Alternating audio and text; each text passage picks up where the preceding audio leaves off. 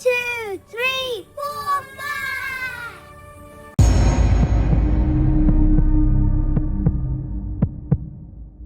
My older brother had a going-away party the weekend before he left for the Navy. He was 21 and I was 15. Our parents let him have people over as long as it stayed under control.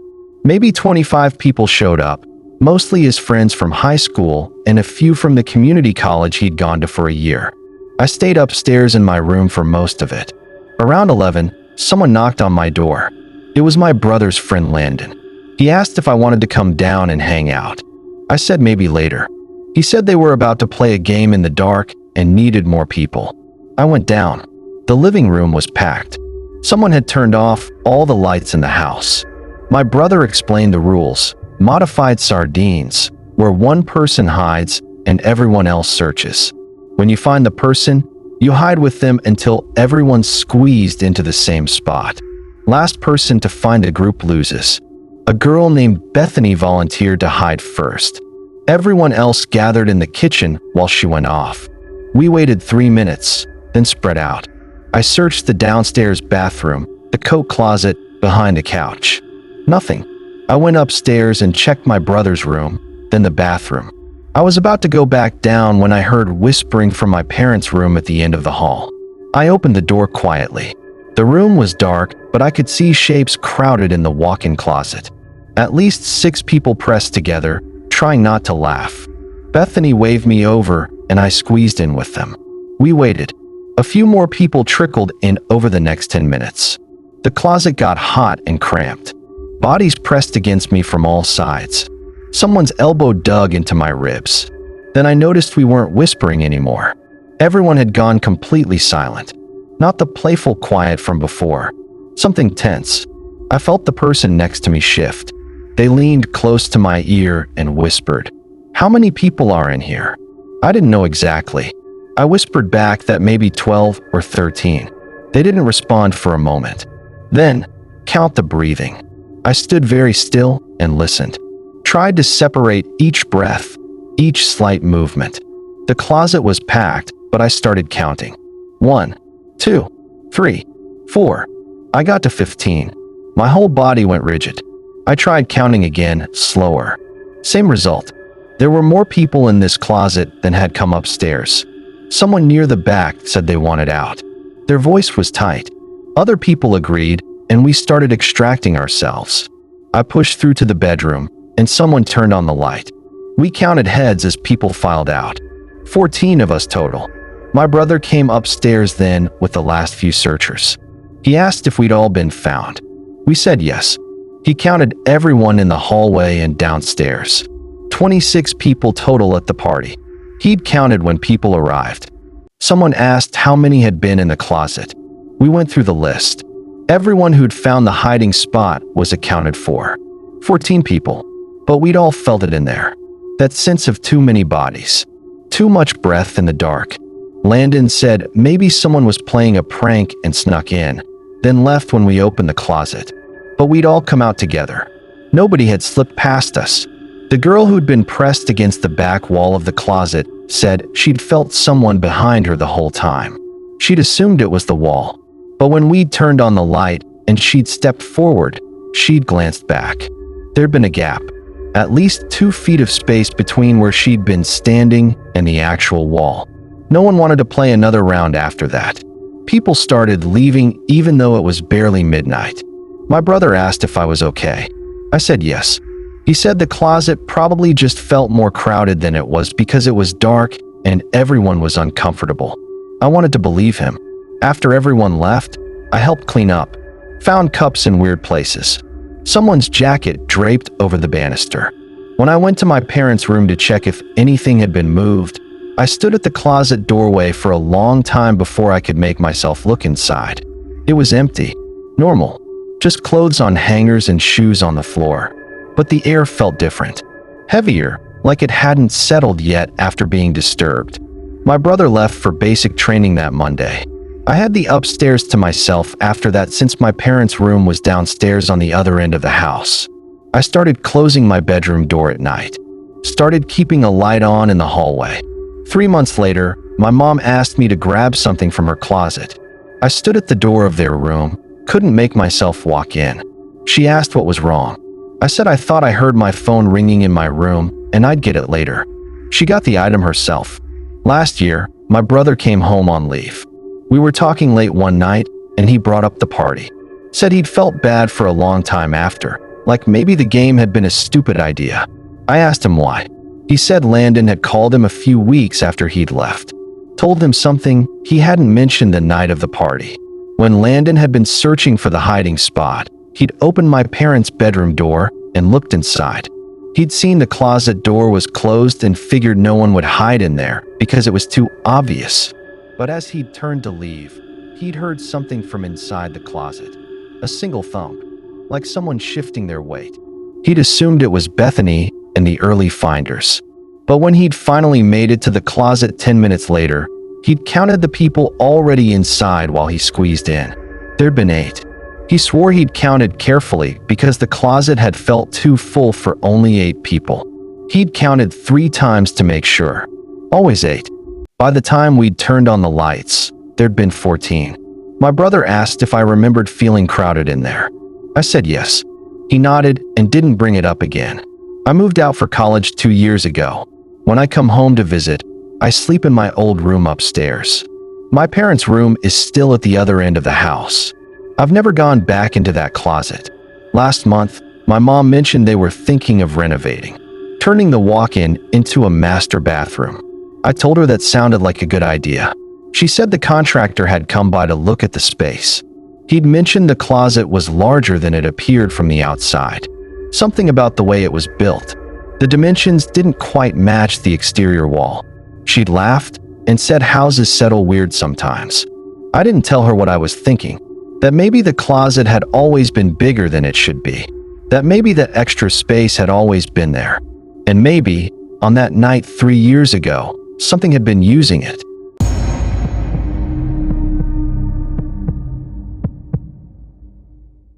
The youth group met every Wednesday at the church. I was 16 and only went because my parents made me. That night in October, about 12 of us showed up. The youth pastor had some emergency and left his assistant in charge, a college kid named Trevor who didn't care what we did as long as we stayed in the building.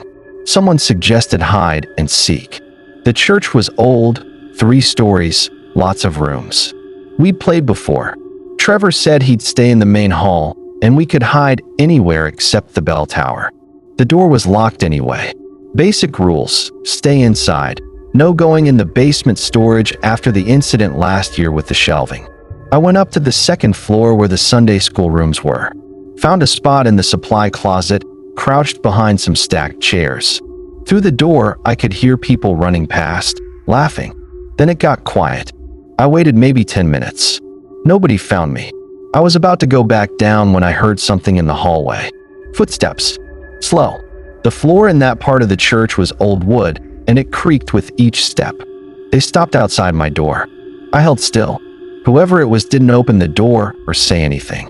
Just stood there.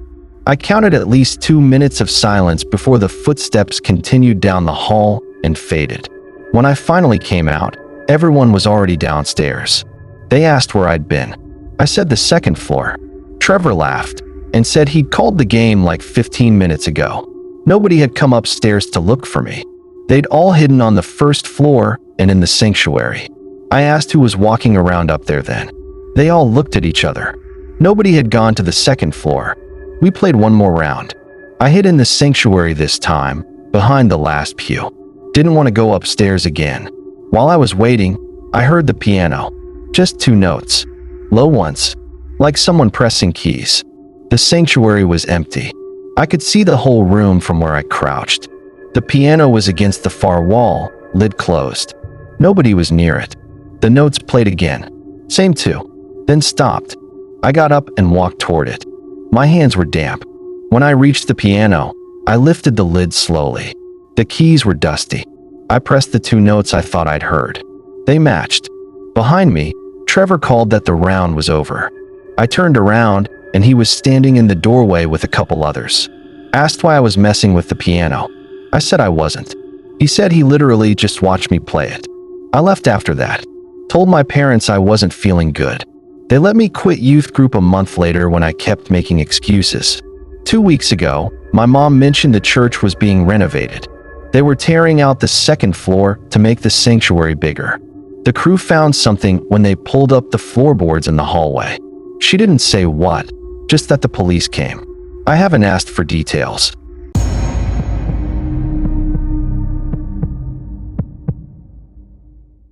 The summer I turned 13, I went to my cousin's house in Vermont for 2 weeks. She lived on a dead-end road with only 4 other houses, all spread far apart. Woods surrounded everything. Her name was Becca, same age as me. She had a trampoline and an above-ground pool, and we spent most days outside.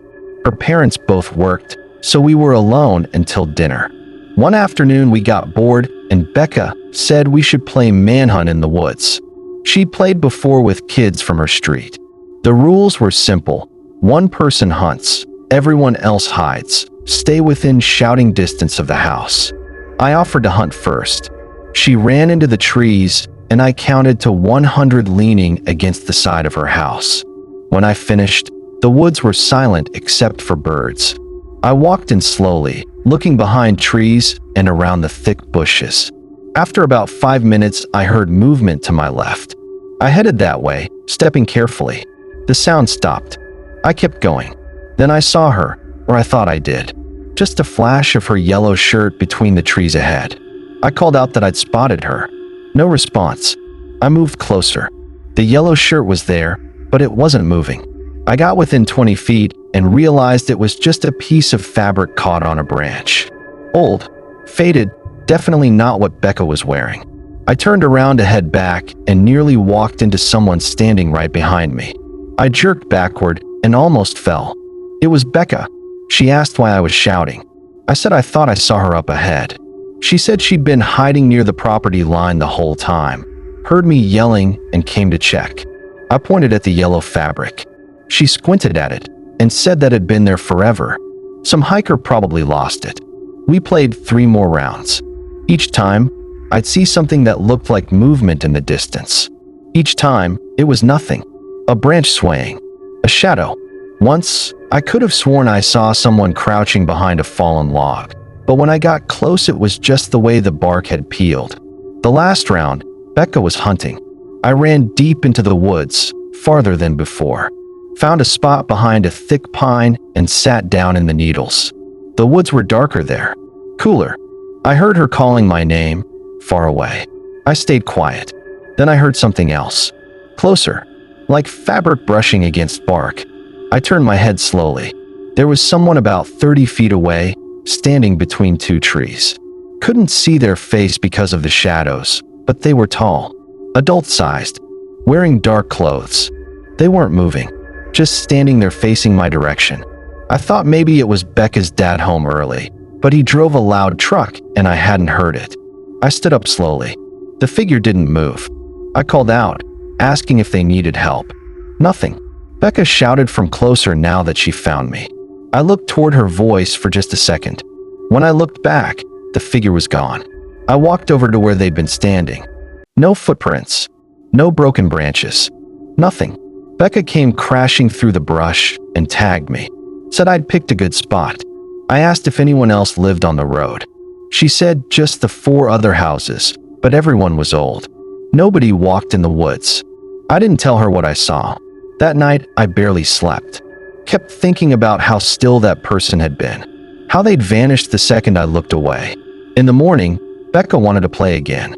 I said I'd rather swim. We didn't go back in the woods the rest of the trip. Last year, Becca called me. She'd moved to Colorado for college, but her parents still lived in the same house. She said a jogger had found something in the woods behind the property. Remains. Old ones.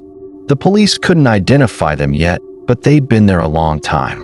She asked if I remembered playing manhunt that summer. I said yes. She said she'd been thinking about it a lot lately. Said sometimes when she visited home, she still felt like someone was watching from the trees. I told her I remembered.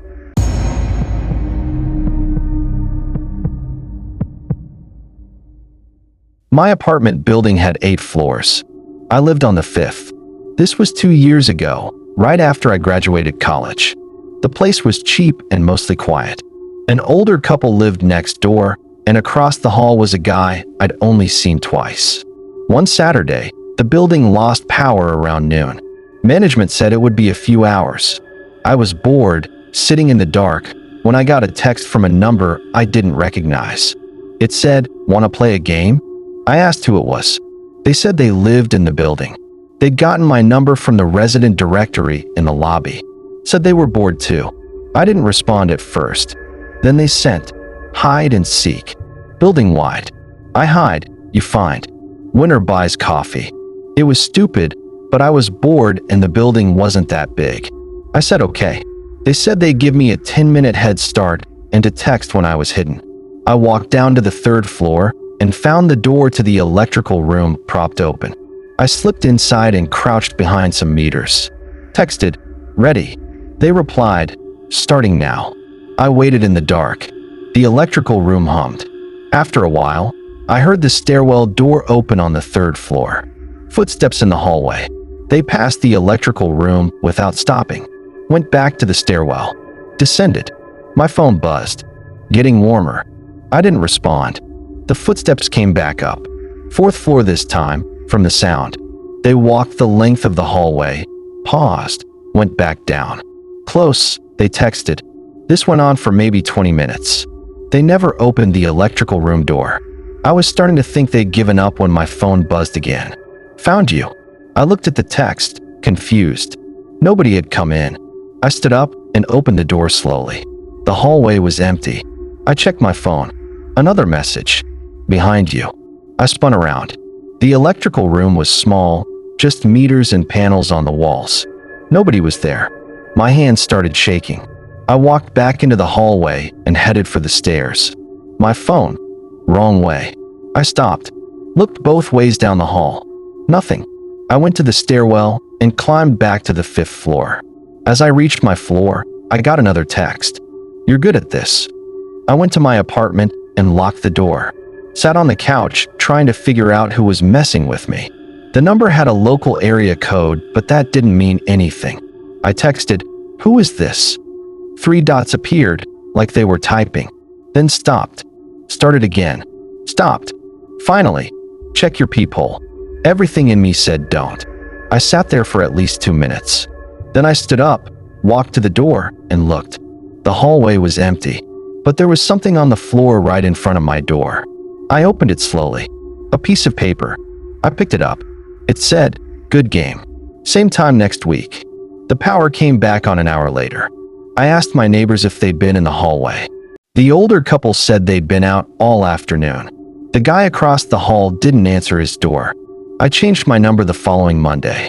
Told management I wanted to be removed from the directory.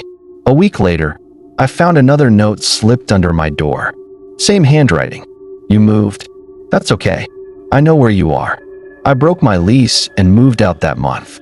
The landlord kept my deposit, but I didn't care. I'm in a different building now. 6th floor. No resident directory. I keep my door locked even when I'm home. Yesterday, I found a text from an unknown number. It just said, "Ready?" I blocked it immediately. But this morning, there was another. Different number this time.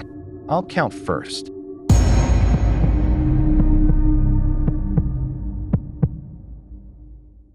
When I was 14, my school did an overnight lock-in for 8th graders. We had the whole building from 7 p.m. Friday until 8 a.m. Saturday. Maybe 60 kids total, split between the gym, cafeteria, and library. Teachers supervised, but they mostly stayed in the teacher's lounge drinking coffee. Around midnight, someone suggested hide and seek. Most of the school was off limits, but we could use the main hallway, the gym, and the cafeteria area. A senior volunteer named Derek said he'd be the seeker. Everyone scattered. I ran down the main hallway toward the science wing. It was technically off limits, but the door wasn't locked. I slipped inside and found an empty classroom. Hid in the supply closet, door cracked so I could hear. The hallway outside was silent. I checked my phone. No service in this part of the building, which was normal. I waited. After about 15 minutes, I heard someone walk past. The footsteps were slow, measured. They stopped outside my classroom. The door opened. I held my breath. Through the crack in the closet, I could see part of the room. Someone was standing by the teacher's desk. They weren't moving, just standing there. I assumed it was Derek. I stayed quiet. He walked around the room slowly, checking behind the desk, looking under tables. Then he left. I waited a few more minutes before coming out. The classroom was empty. I headed back toward the gym, expecting everyone to be there already. The main hallway was dark. The lights were off, which was weird because they'd been on before. I used my phone flashlight to navigate. When I got to the gym, it was empty too. So was the cafeteria. I found everyone in the library. They asked where I'd been. I said the science wing. One of the teachers frowned and asked how I got in there. It was locked. They'd checked at the start of the lock-in. I said the door was open. The teacher went to check. Came back 5 minutes later and said it was locked now.